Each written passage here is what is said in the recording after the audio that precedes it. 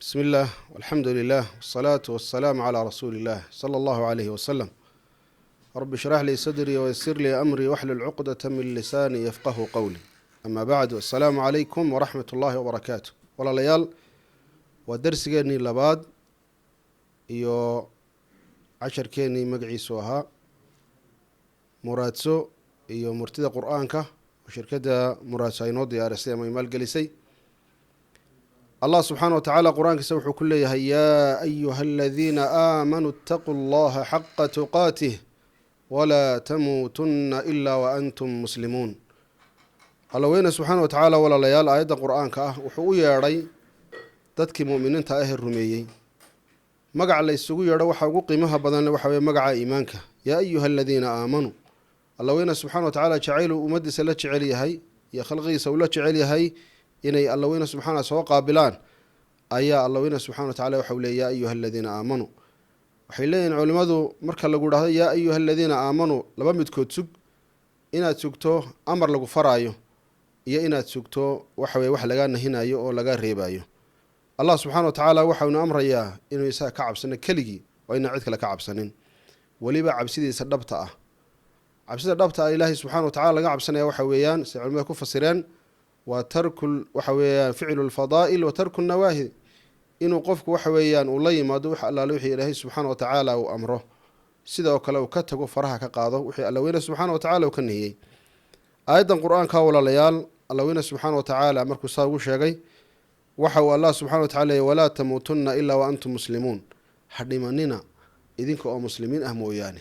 siduu markaa qofku waxa weeyaan aanu u dhimanin isagoo muslima mooyaane, bimacnaa waa inuu isagoo ilaahay subxaana wa tacaala caabudaya oo ilaahay ku xidhan oo cabsida ilaahay subxaana wa tacaala ay joogto u tahay, waa inuu adduunyada tan uu ka amabaxaa.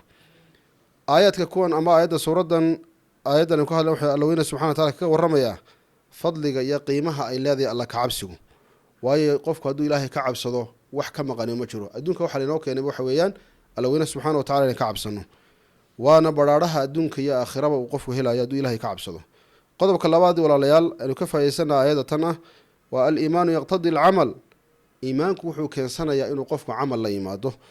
waayo maxaa yeele alla weyne subxana wa tacala muminiinta markuu la hadlay ee alla kacabsiga uu amray waxa weeyaan waa inuu ficil ahaan kula yimaadaan oo waxa weeyaan ay dee afcaashilan sida salaadii tukadaan, soomkii la yimaadaan, wanaaggii waxa weeyaan ay dadka faraan, qowl inay waxa weyan kula yimaadaanoo ay ashhaadadii afka waxay ka qiraan, sida oo kale ictiqaadi qalbigana waa in ilaahay subxana wa tacaala waxa weya ka qirsan yihiin.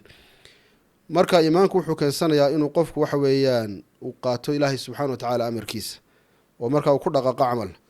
qodobka saddexaad ka qaadana aayadda waxay walaalayaal wujuubu listiqaamati daa'ima, inuu qofka muslimka ahi toosnaado intuu adduunyadan uu joogo suu ilaahay subxana wa tacala la kulmo hadhow isaga oo ilaahay ku xidhan. qodobka afraad ka faa'idaysana aayadda waxa weyan walaalayaal ahamiyatu xusni lkhaatima, in ay aada iyo aada muhim u tahay inuu qofku ku dhinto isaga oo khaatimadiisa wanaagsan tahay. nabiguna caleyhi salaatu wasalaam wuxuu leeyahay umuurtu ama arrimuhu waa waxay kusoo gabagaboobaane adduunyadu qofku wanaagsanna lagu kadmi maayo, waxa odhan maayo waan wanaagsanahay, oo waxaa laga yaabaa inuu aakhirka noloshiisa wax kale kusoo biiraan. sidoo kale kii xumaana la eryi maayo oo waa la soo dhaweynaya, waxa laga yaba inuu aakhirka isagu wanaagsanaado. saasuu nabi maxamedna caleyhi salaatu wasalaam oo xadiista ku tilmaamaya. walaalayaal aayadda waxaan ka qaadanaya qodobka shanaad alcabdu laa yadri mataa yamuut. adduunku garan maayo goor u dhimanayo, laakiin waa inuu mar kasta uu ilaahay ku xidhaya subxana wa tacaala. qodobka lixaad waa acdama maa yudlabu min alcabdi cinda mowtihi alislaam wa salaamatu alcaqiida.